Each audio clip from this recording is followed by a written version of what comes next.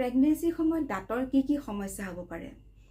এই বিষয়ে সাধাৰণতে খুব কম কথা পতা হয় কিন্তু প্ৰেগনেন্সিৰ হেলথ আৰু ডেন্টেল হেলথ দুইটা ওতঃপ্ৰোতভাৱে জড়িত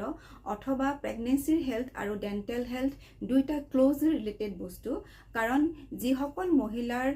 দাঁতৰ ইনফেকশন সঘনাই হয় বা ডেন্টেল হাইজিন ঠিক নাথাকে তেওঁলোকৰ প্ৰিমেচুৰ লেবাৰ বা লো বাৰ্থ ওয়েট বেবি পৰ্যন্ত হ'ব পাৰে নমস্কাৰ মই ডক্টৰ মমতা শৰ্মা এগৰাকী স্ত্ৰী আৰু প্ৰসূতি ৰোগ বিশেষজ্ঞ আজি আমি আলোচনা কৰিব লৈছো প্ৰেগনেন্সি হেলথৰ লগত ডেন্টেল হেলথৰ কিবা সম্পৰ্ক আছে নেকি প্ৰেগনেন্সিৰ সময়ত সাধাৰণতে তিনিবিধ দাঁতৰ সমস্যা দেখা যায়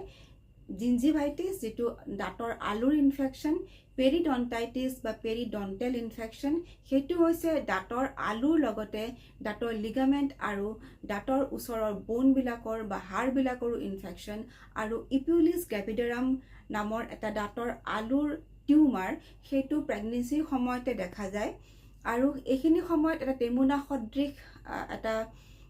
টিউমাৰৰ আবিৰ্ভাৱ হয় দাঁতৰ ভিতৰত আৰু মানুহগৰাকীৰ ৰক্তক্ষৰণ বা ব্লিডিং হ'ব পাৰে আৰু এই টিউমাৰ বিলাক সাধাৰণতে প্ৰেগনেন্সিৰ পিছত ডেলিভাৰীৰ পিছত বা প্ৰসৱৰ পিছত নিজেই নাইকিয়া হৈ যায় কিন্তু যদি হি নাইকিয়া নহয় কেতিয়াবা তাৰ অস্ত্ৰোপচাৰ পৰ্যন্ত কৰিব লগা হয় gingivitis সাধাৰণতে অতি সঘনাই দেখা পোৱা এটা দাঁতৰ ইনফেকশন হয় আৰু মহিলাগৰাকীৰ যেতিয়া gingivitis হয় তেতিয়া দাঁত ব্ৰাছ কৰোতে তেজ ওলাই দাঁতৰ আলু ফুলি যায় আৰু কেতিয়াবা দাঁতৰ আলুৰ পৰা পুজ ওলোৱা দেখা যায় সাধাৰণতে যিসকল মহিলাৰ অৰেল হাইজিন ঠিক নাথাকে বা ডেন্টেল হেলথ আগৰ পৰা ঠিক নাথাকে সেই সকল মহিলাৰ gingivitis বেছিকৈ হোৱা দেখা যায় আৰু gingivitis যদি ভালদৰে চিকিৎসা কৰা নহয় এই gingivitisে শেষত গৈ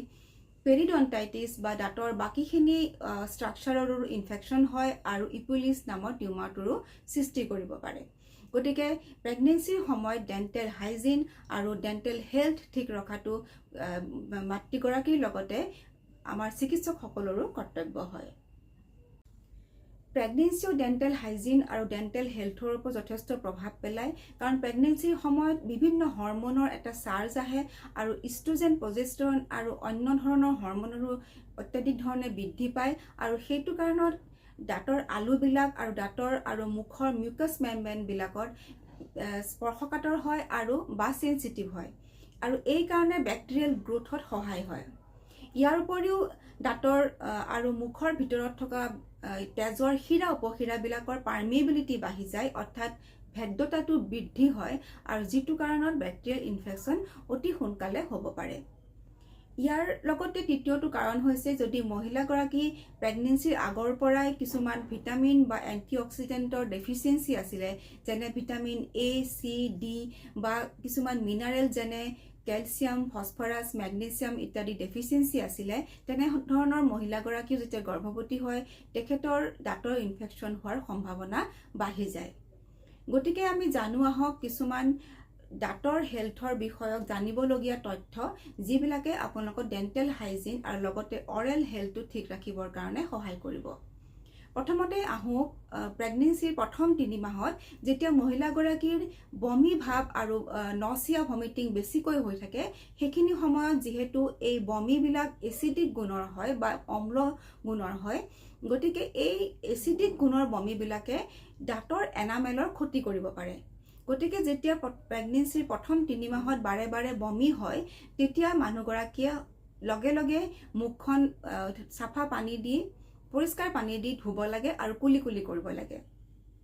আৰু বাৰে বাৰে যেতিয়া বমি হৈ থাকে তেতিয়া মুখৰ ভিতৰখন শুকাই যাব পাৰে যদিও সেলাইভাৰ প্ৰডাকশনটো প্ৰেগনেন্সিৰ সময়ত বৃদ্ধি হয় কিন্তু যেতিয়া সঘনাই বমি হৈ থাকে সেই সকল মহিলাৰ ডিহাইড্ৰেচনত ভুগিব পাৰে আৰু সেলাইভাৰ কম হ'ব পাৰে অৰ্থাৎ মুখৰ ভিতৰত থুটো কম থাকিব পাৰে আৰু তেতিয়াও বেক্টেৰিয়েল ইনফেকশন বেছি হ'ব পাৰে আৰু গতিকে ভালদৰে মুখ ধোৱাৰ পিছতে মানুহগৰাকীয়ে অলপকৈ পানী খোৱাৰ কাৰণে চেষ্টা কৰিব লাগে তৃতীয়টো কথা হৈছে যে যেতিয়া কাৰ্বোহাইড্ৰেট যুক্ত আহাৰ বেছিকৈ খোৱা যায় যেনে আইসক্ৰীম চকলেট আদি খোৱা যায় তেতিয়া দাঁতৰ ভালদৰে চাফা কৰিব লাগে কাৰণ এই কাৰ্বহাইড্ৰেটযুক্ত আহাৰ যদি থাকি যায় তাতে বেক্টেৰিয়েল গ্ৰোথ হোৱাটোৰ সম্ভাৱনা অত্যাধিক হয় গতিকে এইবিলাক খাদ্য খোৱাৰ পিছত দাঁত ভালদৰে কোমল ব্ৰাছেদি চাফা কৰিব লাগে আৰু পাৰিলে প্ৰত্যেকবাৰে গৰম পানীত সামান্য নিমখ মিলাই কুলি কুলি কৰিলেও ডেণ্টেল হাইজিন আৰু অৰেল হেল্থৰ কাৰণে ভাল হয় ইয়াৰ উপৰিও মহিলাগৰাকীয়ে নিজৰ পুষ্টিকৰ খাদ্য বেবীৰ গ্ৰোথৰ কাৰণেতো খাবই লাগে আৰু নিজৰ হেল্থৰ কাৰণেও খাব লাগে কিন্তু ডেণ্টেল হেল্থৰ কাৰণে পুষ্টিকৰ খাদ্য যেনে ফল মূল শাক পাচলি আদি খোৱাটো অতি প্ৰয়োজন কাৰণ এইখিনি সময়ত মাতৃগৰাকীৰ দাঁতৰ হেল্থৰ লগতে প্ৰেগনেন্সিৰ প্ৰথম মাহৰ পৰাই বা দ্বিতীয় মাহৰ পৰাই গৰ্ভস্থ সন্তানটিৰো দাঁতৰ বিকাশ আৰম্ভ হয় অৰ্থাৎ প্ৰেগনেন্সিৰ 6 সপ্তাহৰ পৰাই গৰ্ভস্থ শিশুটিৰ দাঁতৰ বিকাশ আৰম্ভ হৈ যায় গতিকে মাকৰ দাঁতৰ লগতে যদি গৰ্ভস্থ সন্তানটিৰো এটা হেলদি দাঁতৰ দাঁত বিচৰা যায় তেনেহলে পুষ্টিকৰ খাদ্য যেনে ফল মূল শাক পাচলি যিবিলাক ভিটামিন A, C, D আদি ৰিচ থাকিব আৰু লগতে কেলছিয়াম ৰিচ আৰু মেগনেছিয়াম ফসফৰাছ আজি মিনাৰেল যুক্ত খাদ্য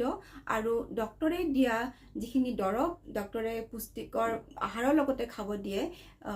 কেলছিয়াম যুক্ত টেবলেট সেইবিলাকো নিয়মিতভাৱে খোৱাটো মাকগৰাকীৰ অত্যন্ত দৰকাৰ কাৰণ এইবিলাকে মাকৰ লগতে বেবিটোৰো দাঁতৰ গঠনত সহায় কৰিব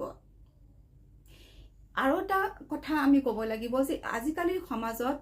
আমাৰ মহিলাসকলৰ মাজতো ধূম্ৰপান আৰু মদ্যপান কৰাটো বেছিকৈ পৰিলক্ষিত হৈছে আমিতো জনা উচিত যে ধূম্ৰপান অৰ্থাৎ সিগাৰেট যিসকলে সেৱন কৰে ইয়াৰ প্ৰায় 4,000 টক্সিক কেমিকেলছ থাকে আৰু এই টক্সিক কেমিকেলছৰ ভিতৰত যিবিলাক কিটোনছ এলডিহাইডছ বা কাৰ্বন মনক্সাইডৰ নিচিনা টক্সিক কেমিকেলছ থাকে এইবিলাকে আমাৰ হিমোগ্লোবিনৰ তেজৰ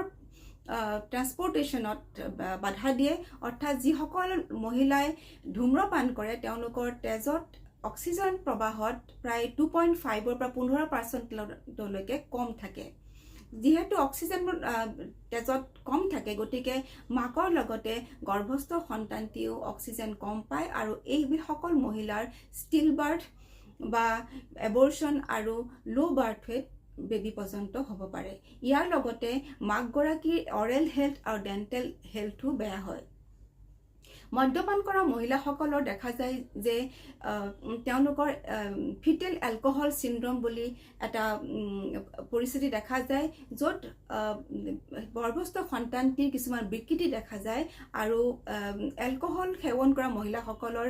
নিজৰ লগতে গৰ্ভস্থ সন্তানটিৰো আনকি দাঁতৰ বিকৃতি হ'ব পাৰে দাঁতৰ বিষে আনকি প্ৰিমেচুৰ লেবাৰ আৰু লো বাৰ্থ ৱেট বেবি পৰ্যন্ত কৰিব পাৰে কাৰণ দাঁতৰ বিষৰ পৰা আৰু দাঁতৰ ইনফেকশ্যনৰ পৰা যিবোৰ টক্সিন ৰিলিজ হয় সেইবিলাকে আল্টিমেটলি তেজত প্ৰবাহিত হৈ মহিলাগৰাকীৰ প্লেচেণ্টা আৰু শিশুটিৰ ওপৰত প্ৰভাৱ বিস্তাৰ কৰে আৰু আৰ্লি লেবাৰ আৰু লো বাৰ্থ ৱেট বেবি পৰ্যন্ত কৰিব পাৰে গতিকে যেতিয়াই দাঁতৰ ইনফেকশ্যন বা দাঁতৰ যিকোনো অসুবিধা হয় নিজৰ স্ত্ৰী আৰু প্ৰসূতি ৰোগ বিশেষজ্ঞৰ লগতে দন্ত চিকিৎসকৰ পৰামৰ্শ লোৱাটো অত্যন্ত প্ৰয়োজন ইয়াৰ লগতে আন এটা জৰুৰী কথা ক'ব বিচাৰিছো সেইটো হৈছে দাঁতৰ সৰু সুৰা অপাৰেশ্যন যেনে দাঁতৰ কেৰিছ হলে দাঁতৰ ফিলিং কৰা ইত্যাদি সৰু সুৰা অপাৰেশ্যনবিলাক প্ৰেগনেন্সিৰ প্ৰথম 3 মাহত এভয়েড কৰাটো দৰকাৰ কাৰণ দেখা গৈছে যে এতিয়াও দাঁতৰ ফিলিং বিলাকত মাৰ্কুৰী ব্যৱহাৰ হৈ আছে আৰু এই মাৰ্কুৰী যদি গৰ্ভস্থ সন্তানটিৰ ওপৰত প্ৰভাৱ পেলায় যদি 1 মাইক্ৰগ্ৰামৰ ওপৰত বা 1 মাইক্ৰগ্ৰাম বা 1 মাইক্ৰগ্ৰামৰ ওপৰত মাৰ্কুৰী যদি বেবিটিৰ ওপৰত এক্সপোজাৰ হয় তেনেহলে এটেনশন ডেফিচিট ডিসঅৰ্ডাৰ বা হাইপাৰ এক্টিভ বেবি পৰ্যন্ত হ'ব পাৰে যদিও আজিকালি মাৰ্কুৰী ব্যৱহাৰ লাহে লাহে কমি আহিছে তথাপি বিভিন্ন ডেন্টেল ক্লিনিকত এতিয়াও মাৰ্কুৰী ব্যৱহাৰ হয় এইখিনি কথাই যদি আপোনালোকক উপকৃত কৰিছে তেনেহলে লাইক শেয়াৰ কৰিব আৰু সাবস্ক্ৰাইব কৰিব ধন্যবাদ